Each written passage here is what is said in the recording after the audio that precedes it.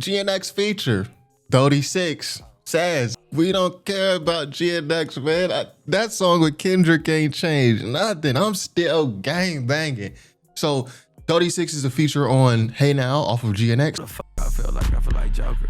Harley Quinn up in the cut with a blow. One of my favorite songs on the album. Just gives me that West Coast jerking movement era, like in SoCal. In the case, to all my dirties in the pen. Let the honorary walk for the win, That was a great time. So anyway, No Jumper reports 36 says he's now homeless after losing his house. That effing song with Kendrick ain't changed ish. I'm still from 40. So 40 is just a gang in California. So anyway, in this tweet by me that I made caused up a stir on Twitter. 150K views. I mean, why my YouTube videos don't get 150K views? Well, some of them do, but like, come on, man.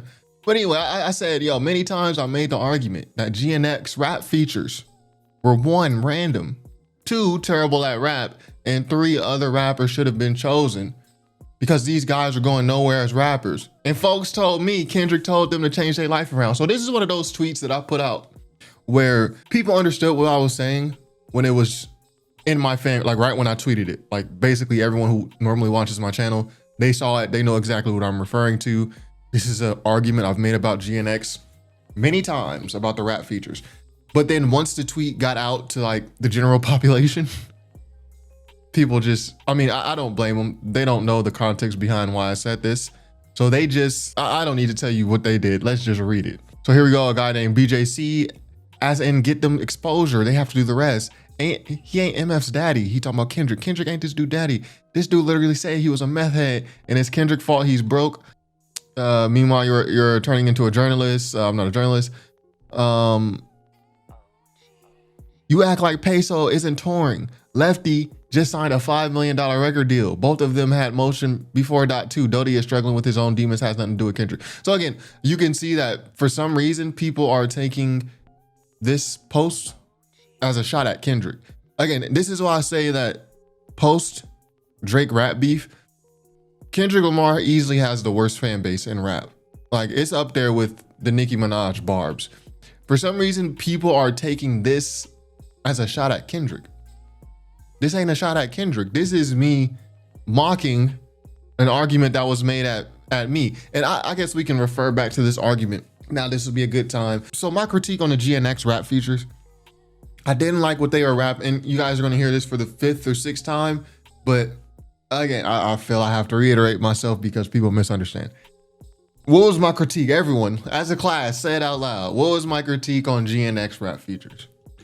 My critique was the content that they were rapping about on a Kendrick Lamar album.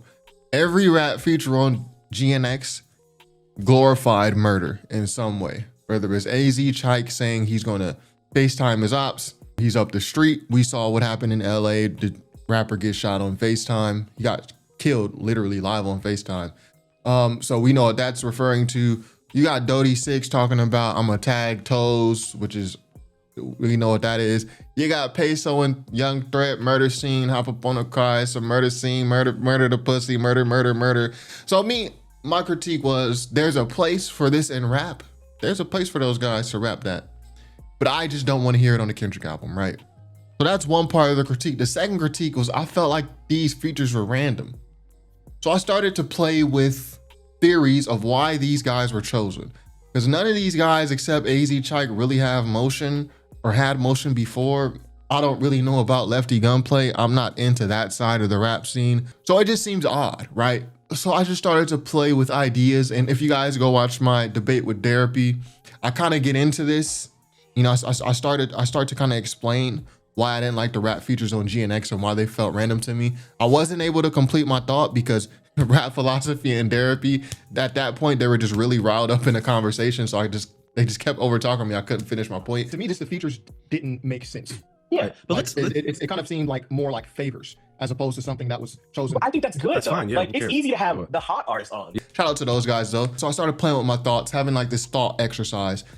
Like, well, we have Peso and Young Threat who are, no one really knows who these guys are. Dodie 6 either. Lefty Gunplay, I mean, and AZ Chike, sure, they might have had some motion. I don't know about Lefty, but I started having this thought exercise. Why were these guys picked? Like a Dodie 6, a Young Threat, a Peso. These guys are relatively unknown. If Kendrick wanted to just put on underground rappers in West Coast, he could have chose a guy like Westside Boogie. He could have chose a guy like O3 Greedo. He could have chose a guy like Ralphie the Plug. He could have chose a guy like X4. These are rappers in LA who are at least known somewhat. Like they've made some type of mark in music in the LA rap scene. You know, so to continue my thought exercise, I thought, okay, maybe it's not necessarily about which rappers have motion. It's about maybe Kendrick just wanted to put certain gangs in LA on this album to kind of try to unite things. But still, there are other rappers where it makes sense. To me, the features just didn't make sense. Peso, Young Threat, I mean, Hitter J3 makes sense because that's like Kendrick's friend or something. AZ Chikes makes sense because he had motion before this, but the other ones don't really make sense to me. And then also content-wise. So when I look at some of these features, I just start thinking like, what is Kendrick trying to do by featuring these guys? Because obviously none of these rappers are on his level. These are not people he usually works with, or not even people who are particularly hot in California right now. These aren't even people who are like particularly good or putting out good messaging. It's not like they're like someone like a D1 or a Lecrae where they have maybe they're not popular, they're not popping, but they have a great message. These rap features are none of that. These are just street guys who are on a Kendrick album rapping about street stuff. So to me, I try to think like, why did Kendrick pick these people? So I just started having like this thought exercise of why these guys, right? And one of the responses to me, to get back to this, one of the responses to me, a very common response actually, was Kendrick chose these unknown rappers whose content is focused on murder. He chose them specifically because he wants to change their life. Well, Kendrick is trying to give these guys a chance. He's trying to get them out the hood. He's a grown man, by the way. He's trying to get them out the hood. He's trying to, so they can get better and do better. Go listen to their music.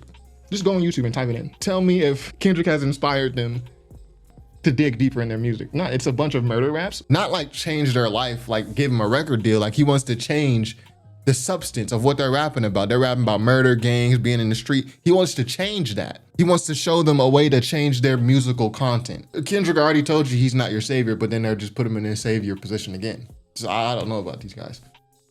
But basically they were saying Kendrick chose them because he's going to change their life around. Hence this tweet.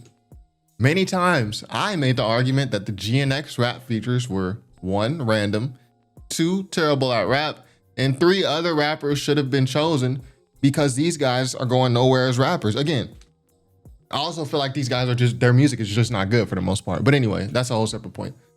And folks told me Kendrick put them on to change their life around. Meanwhile, Dodie 6 says, yo, my song getting with Kendrick ain't changed nothing for me. I'm still gangbanging. So I think now y'all can see you can see the connect, like where I'm making the connection. Y'all telling me Kendrick put them on to change their life around. Dodie 6 is saying Kendrick can't change nothing. I'm still gangbanging. Fuck what Kendrick talking about. In a follow-up tweet, folks, Kendrick put these guys on to change their life and show them a different way. Dodie 6, Kendrick ain't changed shit. I'm still gangbanging, right? So I think another part of this tweet, if we could read some more of the replies, everyone's pretty much like saying the same points, just different ways. The main things that people are saying is, well, it's not Kendrick's fault that Dodie 6 is doing this, which I've never said it was Kendrick's fault. Oh, the one thing people were saying was, oh, I'm a Drake fan, which again, Drake's not even mentioned in this post. But then the other thing that people were saying was, well, look at the other guys. They got record deals off of this. So it did change their life around. So again, this is just an example of when the tweet goes beyond the intended audience. The intended audience were people who know what I'm talking about. Of course, these guys are going to get record deals. They were on the biggest rap album of 2024. A guy got a record deal off of saying 4 words on that album, Lefty Gunplay. Crazy, scary, spooky, hilarious. He got a record deal off of that. But they're saying that to say, oh, Kendrick did change their life around because they got record deals. No. Again, this is a tweet going beyond its intended audience. What I'm referencing is people saying that Kendrick put them on to get them out of the gang life, the street life. He put them on there to get them out of that life. but they're on this album still rapping about that stuff, but Kendrick is gonna show them the way out. It sounds stupid when I'm saying it, but this is what people was telling me. You gotta do is go read the YouTube comments, man. So yeah, people keep showing this. AZ Chikes breaks down the Kendrick Lamar effect, says Peekaboo landed him a record deal in weeks. And also what I was saying was like, these guys aren't gonna change the content of their raps. Again, all this is in previous videos. It's just the context. You gotta add a context.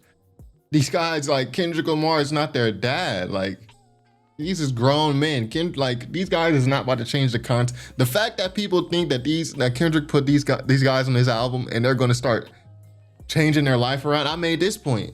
Bro, if they wanted to change their life around, they could do that today. Go to church, volunteer, get an honest job, not glorify murder on a rap album. If you really wanted to change your life around, you could start doing that today. You don't gotta wait for Kendrick Lamar. People were convinced like, nah, Kendrick, he's gonna get them, he's gonna show them how to stop rapping about this bad stuff, you know, murder and all this, and they're gonna find the way. And my thing is like, these is grown men. These guys is not about to change what they rapping about. Hence why I said folks told me Kendrick put them on to change their life around. But anyway, I mean, if you kind of read some of these tweets, you can kind of see how like deranged some of these, if you're a Kendrick fan, if you became a Kendrick fan post Drake beef, like I low-key hate you, like, cause y'all have ruined our fan base, bro. You got a Kendrick stan mentioning Drake, Canadian artist. Someone tell me my opinion is trash. They received deals after the GNX feature, okay, which is not what I'm talking about. Again, guy mentioning Lefty Gunplay signed a $5 million deal, is not what I'm talking about. Why a Kendrick fan, just ad hominem, you're a dumb AF, cool. If they weren't no GNX, would this dude even be making news right now? Again, has nothing to do with what I'm talking about. Is Wally the Sensei not on Dr. Blue? Again, I'm talking about rap features.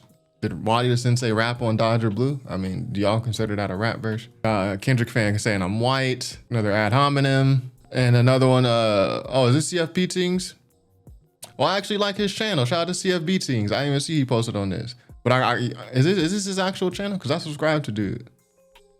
Yeah, shout out to CFB Tings. Like the channel. But again, you're dead wrong here. All Kendrick's criticism have nothing to do with Kendrick.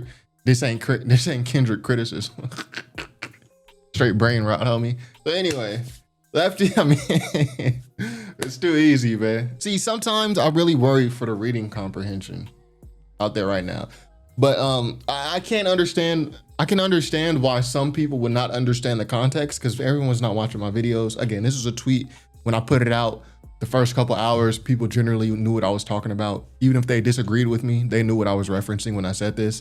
But once it, got out to the general public, they just don't have that context. But even still, to misconstrue this as a Kendrick criticism, I just don't know what people are smoking. Is it crack? Is it crack? Meth?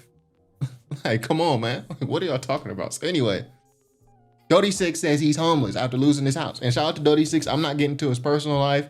People are also saying, yo, Dodie 6, he's battling with drugs. He lost a child. Yo, I'll let y'all dive into this man's personal life. I'm talking about the music. So anyway, that's all I got for today. What y'all think? That song with Kendrick ain't changed. Ish, I'm still gang banging. And if I could make a prediction, I'll predict like I did before. None of those rap features on GNX, they ain't about to change what they rapping about. It's gonna be the same glorification of BS. This is the only point that I've been making.